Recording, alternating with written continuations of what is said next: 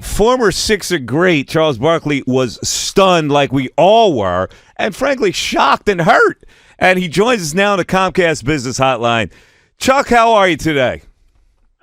Man, I'm good, man. I'm good. Man, I'm telling you, I didn't think it was any way possible the Sixers could lose that game. I was shocked. I said last night, I was shocked in Game 5. And then I said, there's no way after winning Atlanta, they're going to lose Game 7 at home. I mean, you got all the momentum. And it was actually, I was surprised because they didn't play hard. It didn't seem like to me.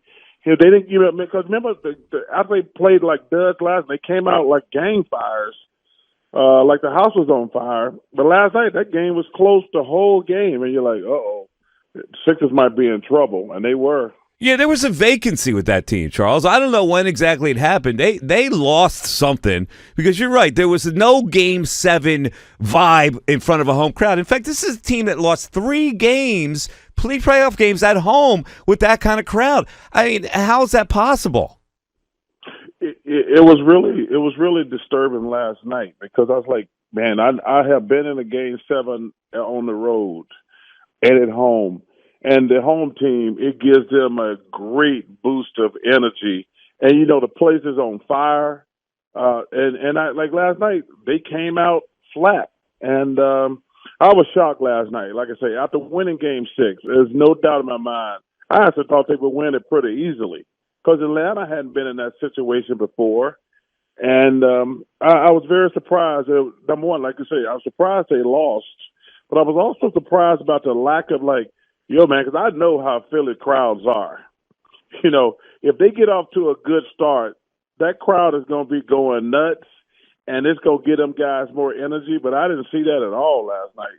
Listen, Charles, I was at Game 5, and I can't imagine that they could lose a game like that. And to me, that defined what they are. There was a lack of fiber in this team. A team does not lose a 26-point lead. If you're a team that thinks it could go to the NBA Finals, that was all telling to me. So I really didn't know what was going to happen last night, but I think they showed their stripes in Game 5.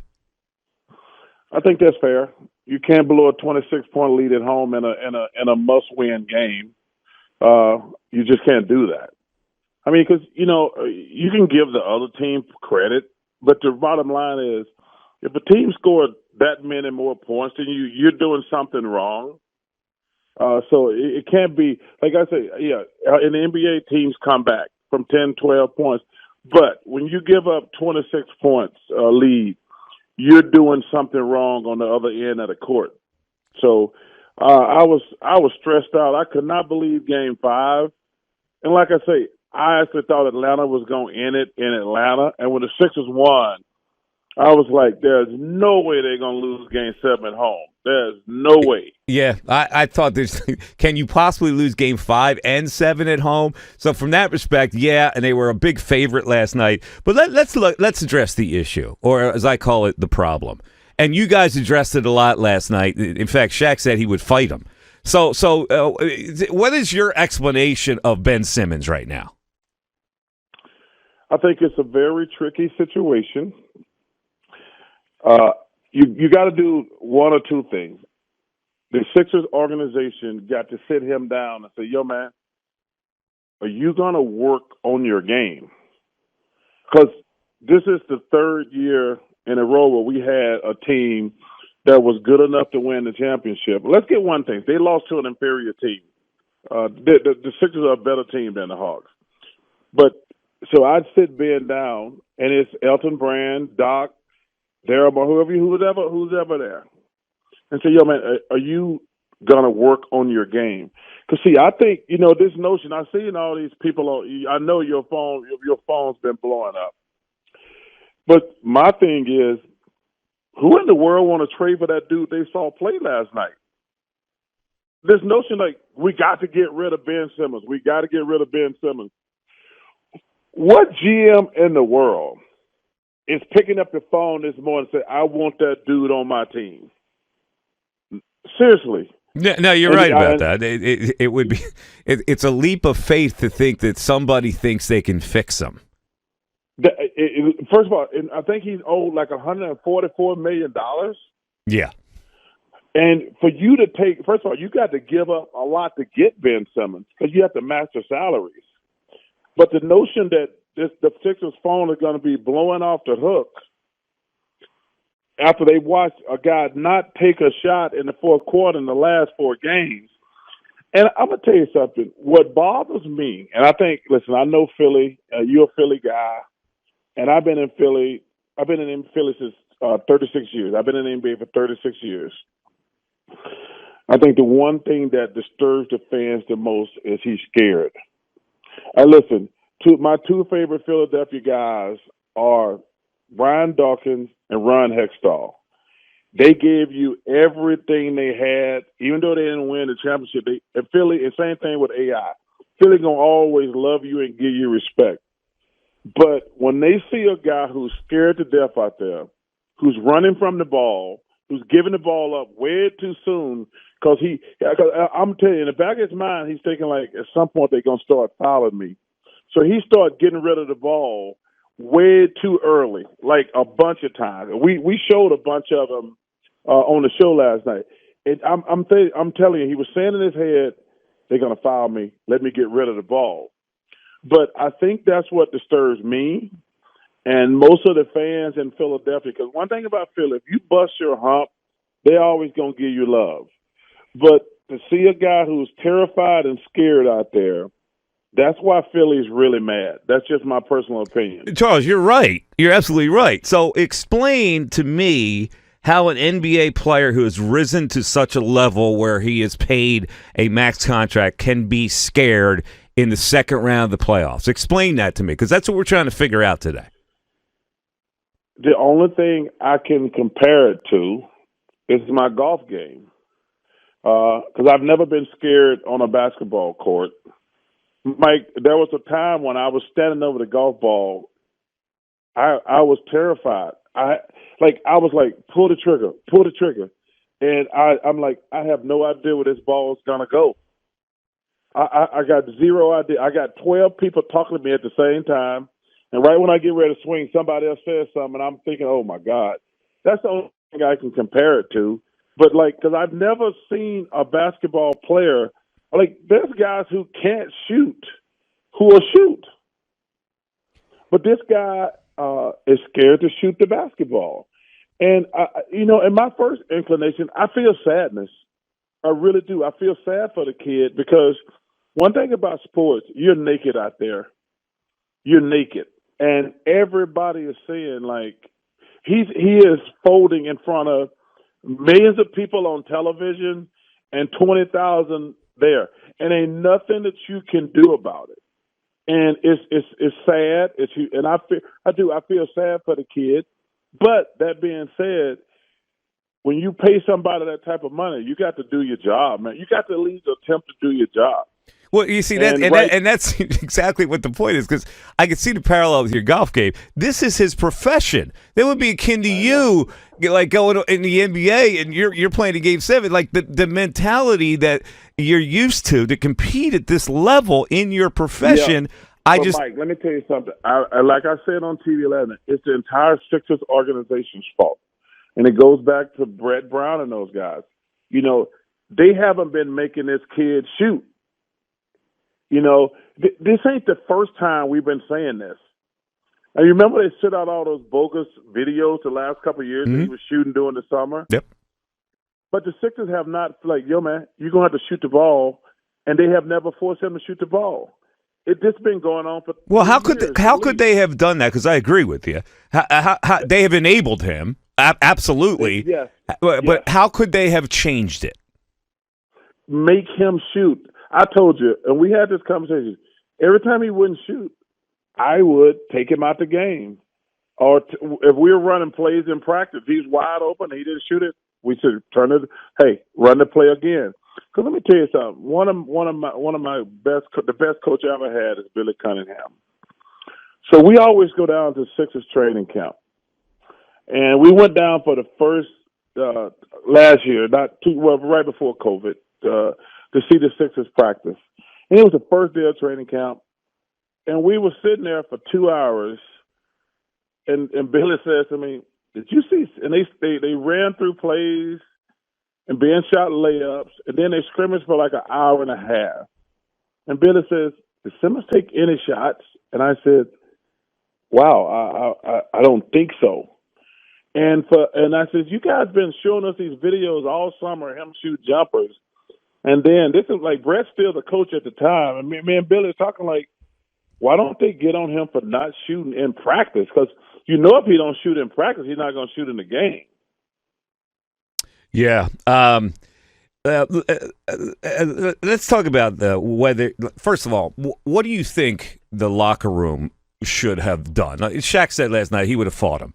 Shaq's answer to everything is to bully people, so don't pay him any attention. No, I get it, but as a competitive, like if it's you and you, like I remember you had those problems with Armand Gilliam and Charles Shackelford because they wouldn't compete.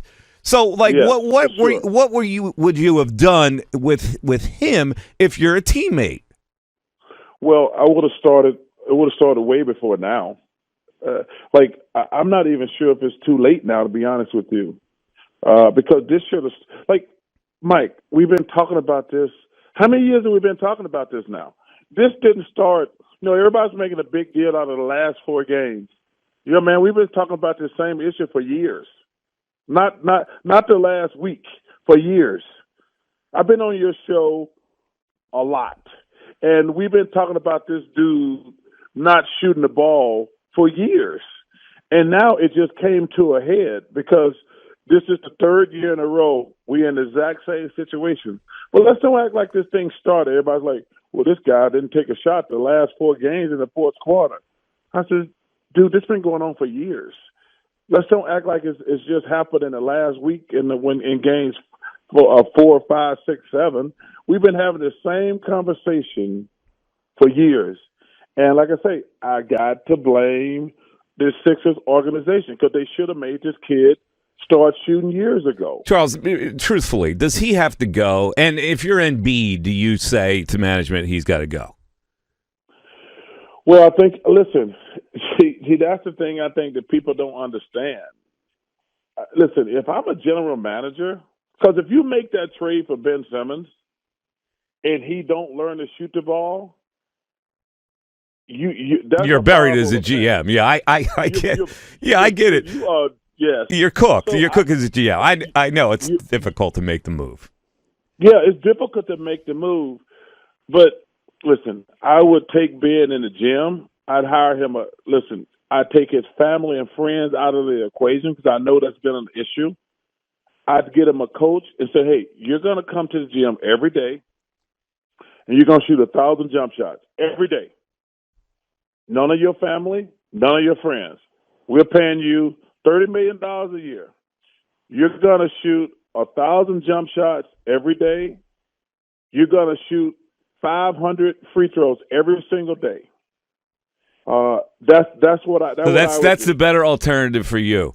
Now, if the big guy says it's you got to go, he's got to go. Like, because sometimes you have the power enough to do that. Yeah, but you got to be. Is your team gonna be better though, Mike? Yeah, I just look at it. Listen, you're probably right. I just don't think it can continue. Because now you know how this city is. They're waiting for him to fail. If you bring him back into this kind of a situation, he gets there's no clearing for him. But first of all, fans will change quickly if he starts hitting some shots. But the question is, Mike, like I say, I have zero idea what the trade market is for Ben Simmons. This notion that everybody says we got to trade this dude. My thing is like, wait a minute. Somebody has to want you. Yeah. And then the second question is, what are you getting back? I mean, so it's easy to say we should trade him, but I'm telling you, wait, you got to listen. We don't know what you can get and what you're getting back. Now, if you just want to make a trade to make a trade, I'm pretty sure somebody will give you some trash and take a chance. Like, you know what, we're not in it good. We need because what's going to happen if he gets traded? It's going to be must-watch television. You know, wherever if the Sixers trade Ben Simmons, let me tell you something. The amount of publicity you're going to get to watch him play start the next season, if you a bottom feeder, it might be worth it from a PR standpoint because everybody in the world is going to want to see how this thing turns out. All right, so then let's go to Portland. Let's hope Portland wants to unlock the mystery of Ben Simmons and Lillard talks his way out of there. Possibility? Oh, if y'all get a chance to get Dame Lillard, that's a no-brainer. That's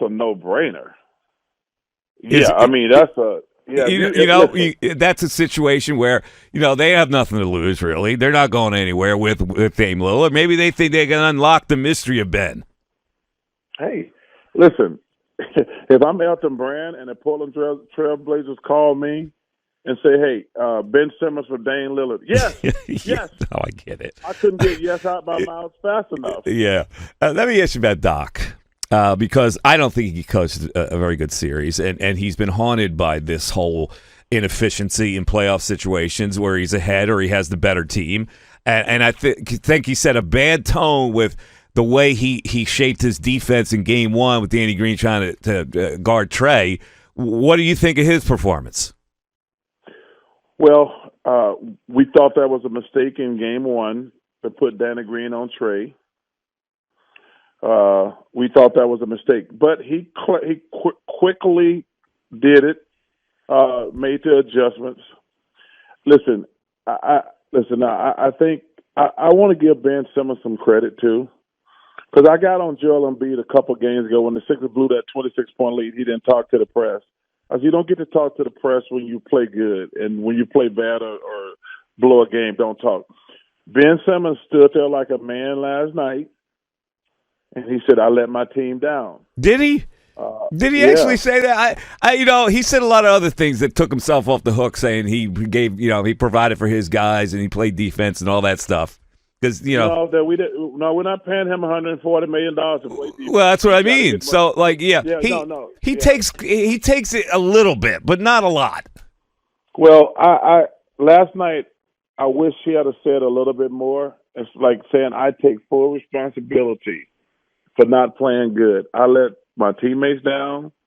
I let the city of Philadelphia down. I think that would have been a good way for people to be like, okay, give him like, okay, he understands that. But I wish he had went full bore last night. Hey, you know what?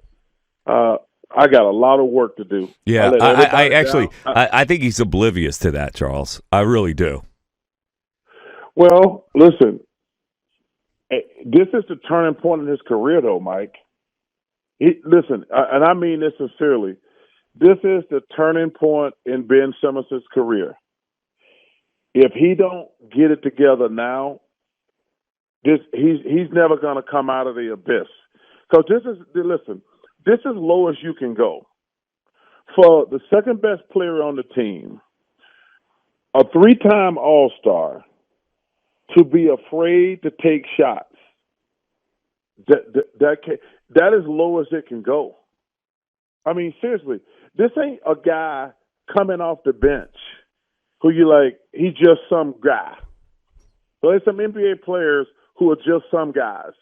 This guy is supposed to be your second best player, and he's an all-star, Mike. He's an all-star, and he averaged 10 points a game, and he was afraid to shoot the ball. This is a turning point in his career. Plain and simple. Yeah, I agree with it. Listen, I appreciate you coming on. By the way, I've been watching you. You got some really good gear you're wearing these days. You got some kind of wardrobe man that's working with you. No. I've lost 35 pounds. I got 50. I gained 85 pounds the last couple of years when I got my new hips, and I'm sick and tired of being fat because it's not attractive. I don't feel good. So starting in January, I made a conscious effort. I said, I got to get these 80 pounds off of me Dr. Vergara got me 2 new hips. There's no reason for me to be fat. So now I can get back in my good clothes. I still got another 50 pounds to go, but I've lost 35 pounds since January. Yeah, well, you're wearing some good stuff. Saturday you had this blue. I got some good stuff. I got 2 wardrobes, like most fat people. I got a skinny wardrobe and I got an all black fat wardrobe, dark colors. So I'm starting to get into some lighter colors, and I'm starting to feel better too, body wise. Yeah, well, that's good, man. I'm proud of you. That blue stuff you had on Saturday night looked real good. All right, listen. Well, listen, man. I can't wait to get back to Philly. I got another couple weeks. We got the Eastern Conference, and this thing is going to be quick and painless. I think the Hawks are going to get swept. I do. I think they're going to get swept. They maybe can win one game, but I doubt it. All right. So listen, when you get back, you know you're coming in and do the show, right? Oh, you know okay. I'm coming in to do the show.